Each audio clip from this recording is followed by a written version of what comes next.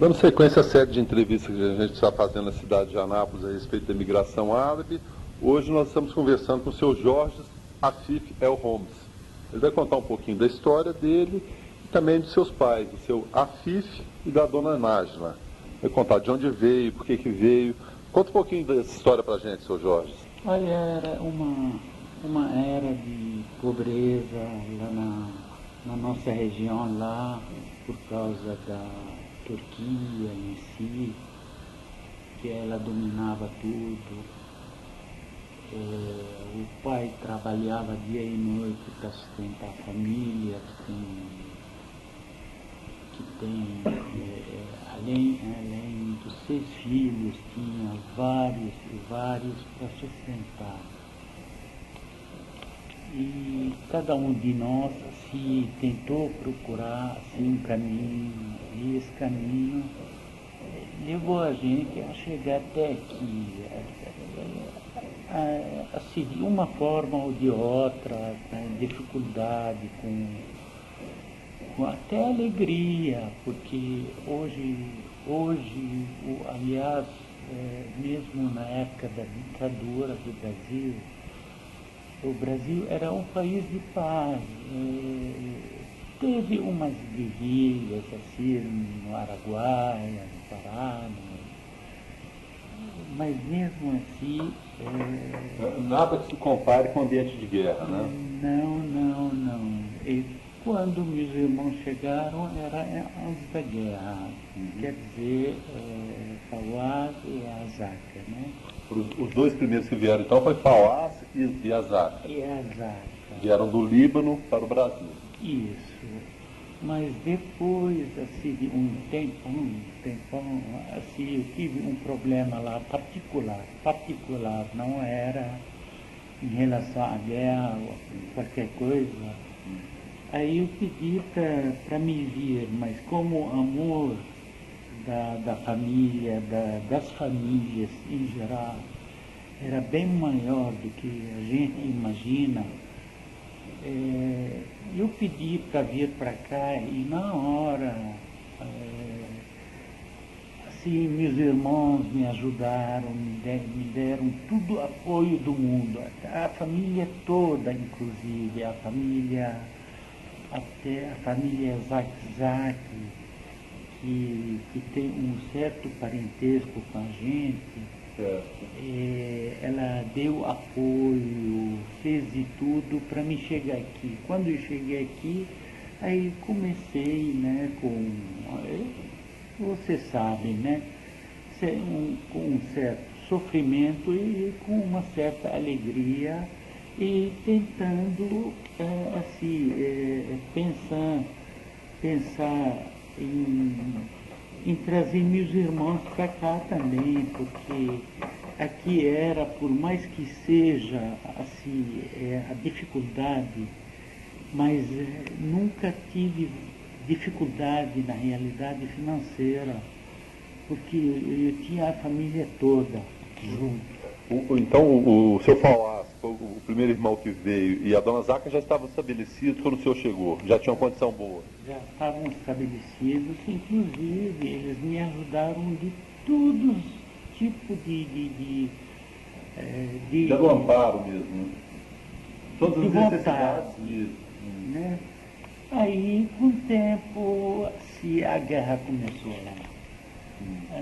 Quando a guerra começou, já não tinha mais condição de morar lá no Líbano. Aí eles fugiram lá para a Síria. No caso, fugiram, fala seu pai, sua mãe e os irmãos que ficaram. Isso, fugiram, mas fugiram para valer mesmo. Ou sai ou era risco de morte iminente? Inclusive, chegou várias bombas na nossa casa lá, assim. Vocês moraram em Trípoli mesmo? Em Trípoli mesmo, né? Era uma guerra de cristão e muçulmano, né? E já que a gente era cristão, então não tinha como fugir da realidade que era lá. Então eles tinham que mudar para lá e a gente começou a trabalhar aqui para trazer eles para cá.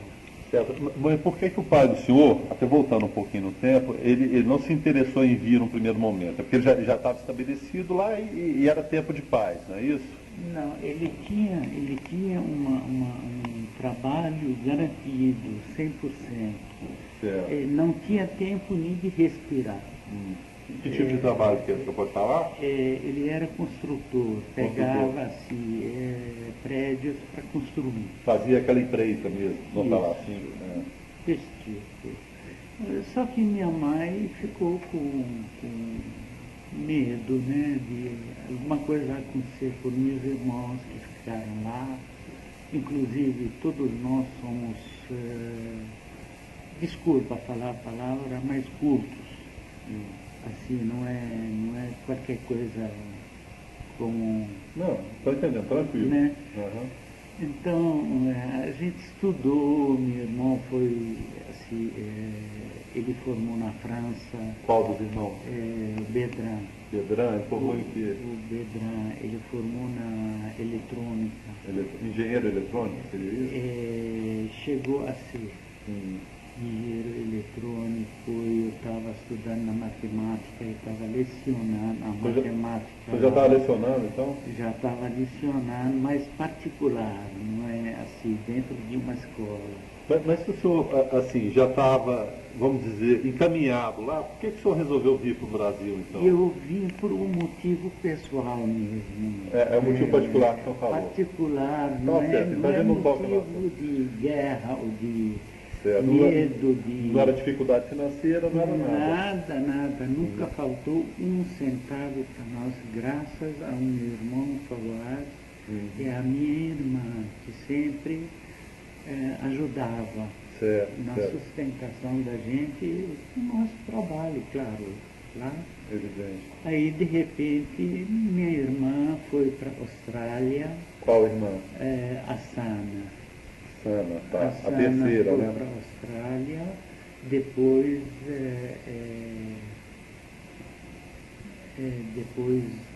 a UAFA, depois que eu estava aqui, nós pedimos para ela vir para cá, ela veio para cá, para o Brasil, a UAFA, a outra, sem ser Sana.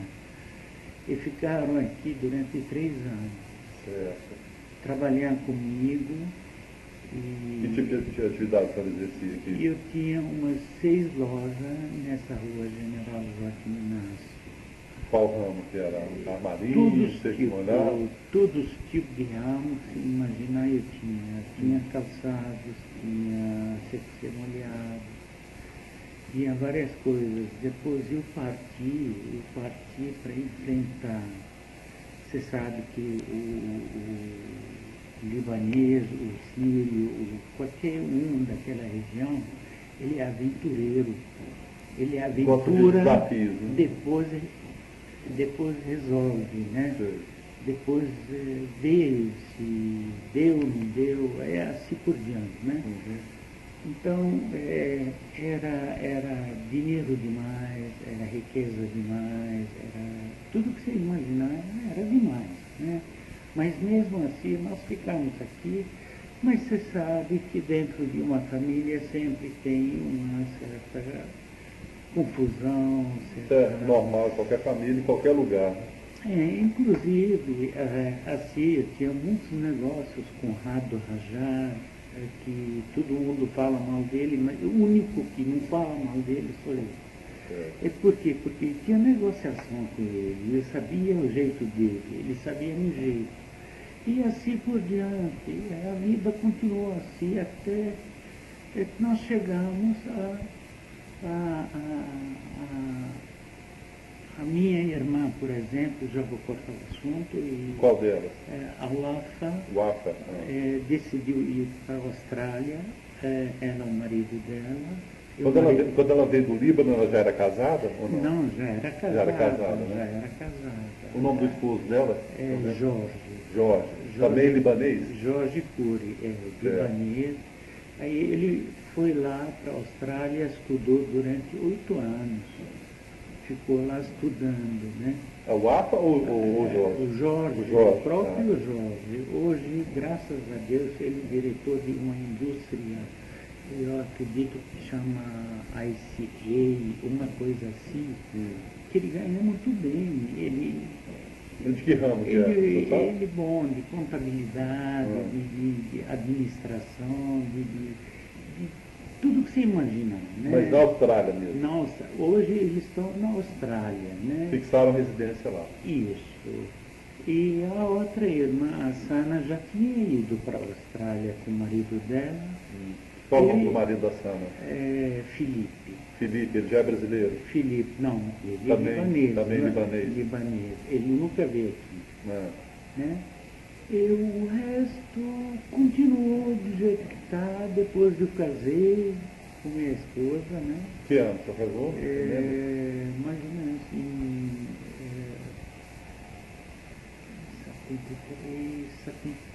73. Certo. Né? E ficamos assim, tentando, lutando, fazendo de tudo, inclusive ela psicóloga, mas eu não deixei ela trabalhar, por quê? Pela quantidade de lojas que tinha. Rememorando, o nome de alguma dessas lojas? Não, tem Casa Americana. Casa Americana. Calçados Eldorado. Calçados Eldorado.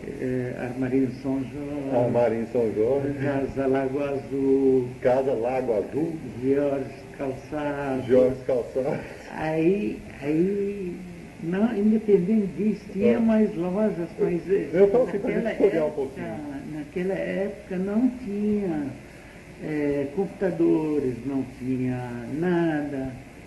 Tudo papel mesmo. Tipo, tudo na base de papel. Quando papel você dava um cheque, o cheque ficava 40, 50, às vezes 4 meses para pegar a resposta. E na realidade, né? E era difícil trabalhar naquela época? Era muito fácil, porque tudo era fácil. Porque tudo demorava. Você solucionava as coisas com o tempo.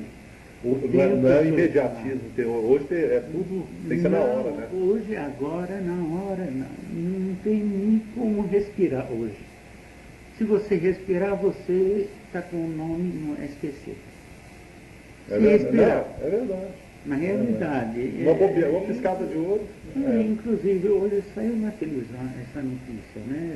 Se você demorar um dia, a loja tem direito de botar seu nome na SPC. Um dia.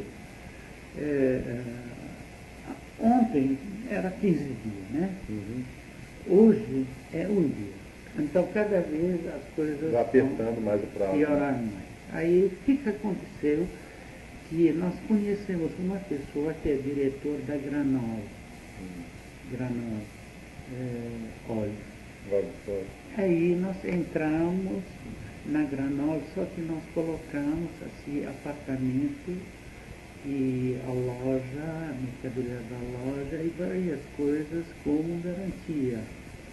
Só que a Granol, por um tempo, eles tiraram o diretor de lá e botaram outro, e o outro queria deixar 2 meses, mais ou menos, a fábrica parada para manutenção, assim que ele alegou. Tá. Né? Manutenção do equipamento. Mas descobrimos depois que era inveja mesmo de mim, porque eu estava crescendo de uma forma fora de comum. Né? Porque uma pessoa que tinha 4 carros dentro da garagem não é praticamente pequeno. Agora, a respeito da Granol, nós também pifamos. Depois nós pegamos a Grandene. A Grandene, conhecemos o rapaz da Grandene e nós começamos a trabalhar com milhões.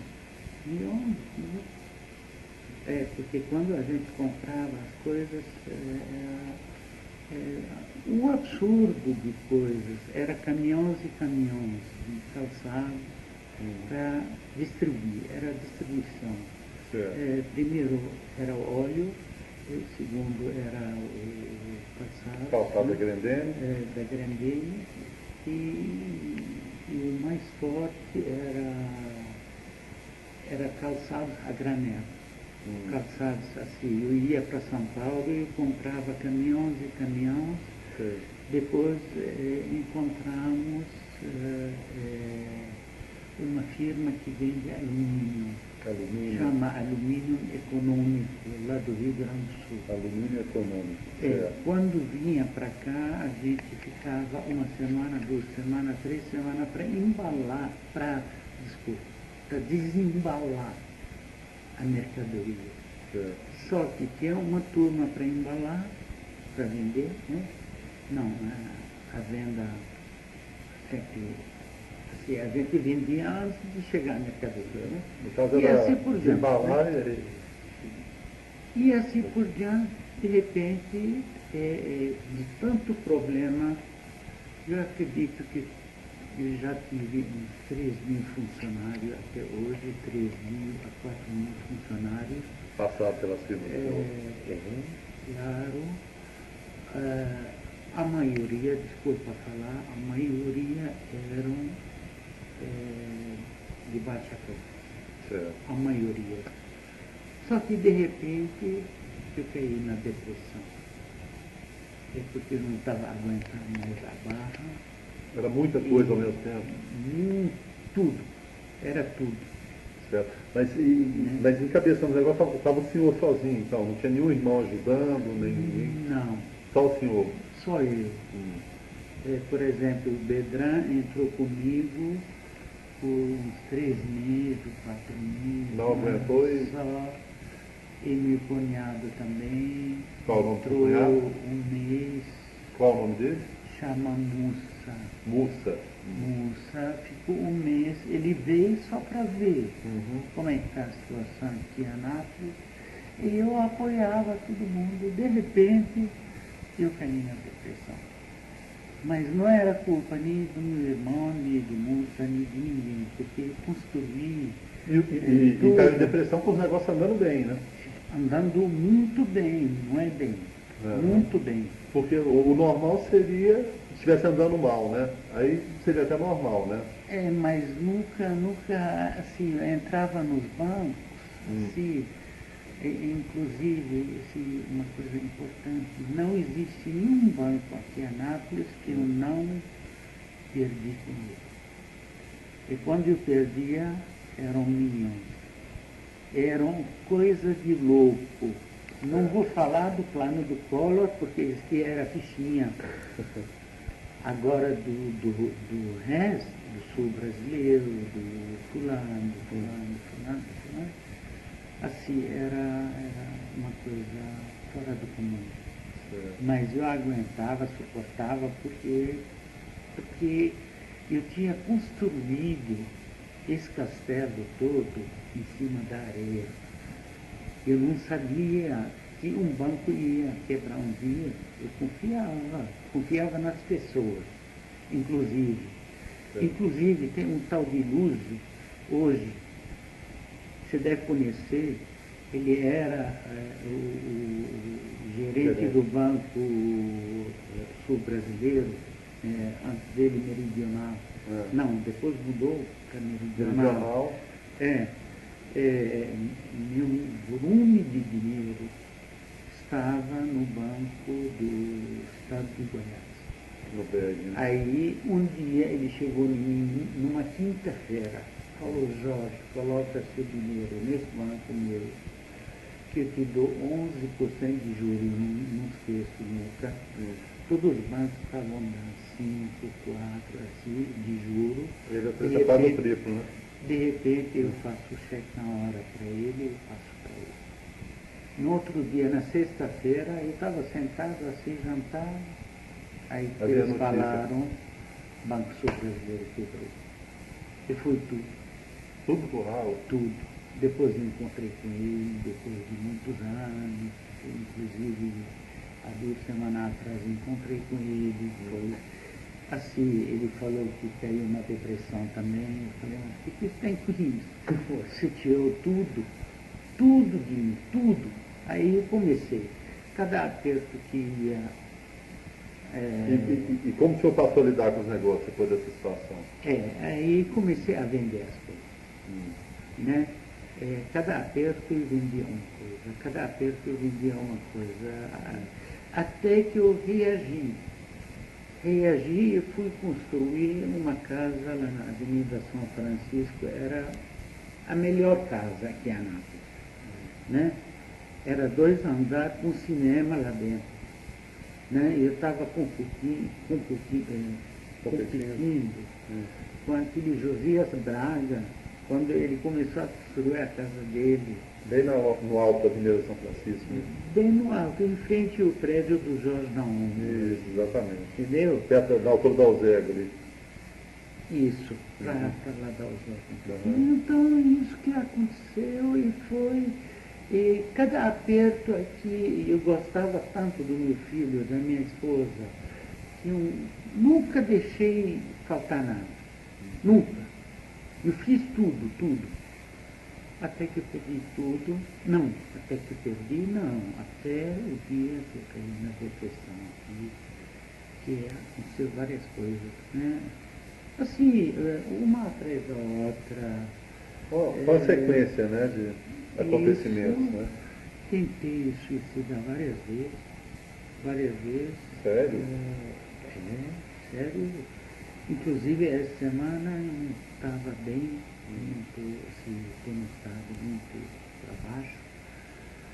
E se não fosse o senhor, eu não sei o que ia acontecer também. Não, porque essa é a realidade. A gente não pode mentir. Agora, se eu for falar da família, por exemplo, da família Rajá, eu posso colocar eles em cima da minha cabeça. É porque ninguém fala mal deles. E é aquele que fala mal deles porque ele é maldoso. Todos eles, sem tirar um deles. Eu não sei, hoje eu não conheço todos eles, mas pela educação deles, pelo que eles fazem por os outros, eu gostaria de agradecer eles por tudo que eles estão fazendo por os outros. Não é para mim, não, porque... Por mim, inclusive. Né? Eu costumo falar, o Jorginho patrocina na rádio. Se não fosse o patrocínio do Jorginho, não, seria difícil também. Então, graças a ele, a todos. Eu não conheço eles direito hoje. Antigamente eu conhecia alguns, né? Certo. Mas depois que eu caí nessa depressão, infelizmente, eu não quero mais nem saber do nome de alguém.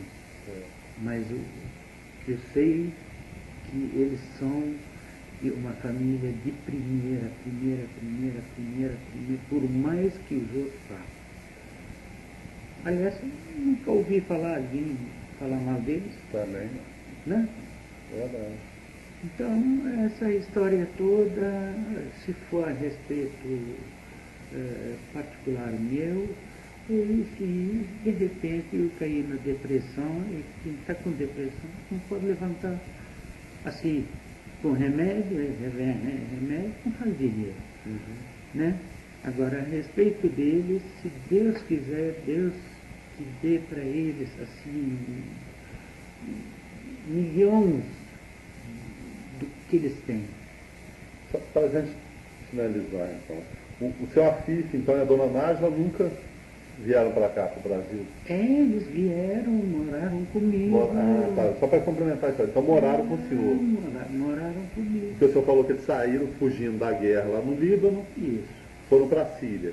Seria isso. Isso. Aí da Síria vieram aqui para o Brasil. Tá. Mas então moraram com o senhor aqui? Durante uns 10 anos. 10 anos? Uns 10 anos. O senhor Afif participava do dia a dia dos negócios do senhor também? Ou não? Não. A gente não deixava, estou falando dos irmãos. Os irmãos, né? Não deixava ele fazer nada. Certo. Assim, Ele nem ele nem a minha mãe. Aparecia no comércio, mas ficava lá só para... Não. Ou nem aparecia? Ele tinha a mesa dele nas minhas lojas, né? Certo. Onde que ele ia, ele tinha a cadeira, a mesa, certo. meus irmãos, assim, onde que ele ia, ele tinha o lugar Certo. dele. Tinha a importância dele, né? Hein? Isso, exatamente. Então, E ele era para encerrar mesmo, ele era um pai rigoroso, como é que ele, Ele não falava nenhuma palavra por Deus. Bom dia e boa noite. E a dona Nádia? E a dona Nádia, ela sabia fazer aquela comida que a gente gosta e chamava todo mundo. Todo domingo o almoço era... Reunia dentro de casa, assim. Doutor João Asmar, sobre assim, costuma falar que a maioria da casa dos árabes era portas abertas. A pessoa chegou, estivesse com fome, acharia sempre mesa farta. Talvez eu possa responder dessa forma, né? Mas, como é que eu vou falar? Só observação que eu acho que o principal eu já falei. Hoje, graças a Deus, você tem um filho que valioso. Isso que eu quero. Não quero mais nada além da minha esposa e do meu filho. Não quero mais nada. Assim, em relação ao dinheiro, hoje não quero. Não quero de jeito nenhum. O menos possível. O menos possível. O senhor hoje o menos é o mais. Poderia falar assim? Pode ser. Menos é mais. Pode ser. E Anápolis seria a mesma sem a presença dos árabes aqui? Olha, Anápolis mudou muito. Anápolis mudou muito e os árabes, não é todos que ajudaram a construir Anápolis, Goiânia, Brasília, São Paulo, assim. Porque geralmente você vê pessoas bons e mais, né? Eu não posso, assim, generalizar, falar que fulano é bom, mas 99% são bons. 99%. E ajudaram a Anápolis. Você tem que saber entrar neles. Porque não adianta você chegar no área e falar, eu estou precisando, porque ele vai falar, procura outro. Né? Então, e é assim. Mas graças a Deus, está tudo bem, aqui em casa está ótimo pela família que eu tenho. O senhor se sente mais brasileiro ou libanês? Eu sinto hoje, se você me desse o Líbano todo assim de graça, assim, aqui a escritura, eu não quero pisar lá. Por quê? Pelos acontecimentos anteriores. E o senhor chegou a voltar lá depois ou não? Eu voltei, eu fiquei 3 dias lá e voltei para cá e não gostei. Eu vi que tudo mudou. Então o seu Jorge hoje é brasileiro? Não, também não é. Não adianta eu mentir para você, falar que eu sou brasileiro, não, eu sou ninguém. Eu sou aquela pessoa que adora um travesseiro com aquela cruz, só isso. Eu não quero mais nada. O único amigo hoje em dia para mim é Jesus. Jesus na cruz crucificado. Eu não aceito assim falar que Jesus foi crucificado. Não, eu quero ele crucificado. É porque eu preciso, eu preciso mostrar para os outros, aliás, para mim mesmo, que o sofrimento é bravo, é delicado. E o sofrimento purifica, né? Olha, eu não sei. Ou depende de cada pessoa? Não tem explicação, não tem. A respeito de religião, eu sou ortodoxo. Não é que eu li a Bíblia, não.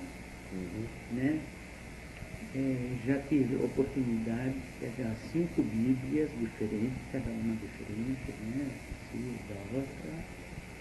Uma em árabe, uma em português, uma em latim, uma isso, aquilo. E coloquei todos e comecei a verificar por que essa frase está escrita desse jeito aqui e ali não está escrito desse jeito. Por quê? Qual é a razão da pessoa que escreveu essa Bíblia, aonde que ele ia chegar? né? Qual o objetivo? E assim estudei ela. Hoje, se você me perguntar sobre alguma coisa da Bíblia, eu falo, não sei. Não sei porque um deles ou tem razão ou não tem razão nenhuma. Eu estou entendendo. Entendeu? Está tranquilo. Então, depois eu peguei o Corão dos muçulmanos, eu peguei um livro dos índios, da Índia mesmo, Hinduísmo mesmo. né? E eu comecei a ler o livro do Dom Brown, né? Como chama? Dom Brown? Von Braun? Dom Brown? Como chama? E li 2 livros dele, né? É que eu falo da bomba atômica? Não. Tem Os Anjos e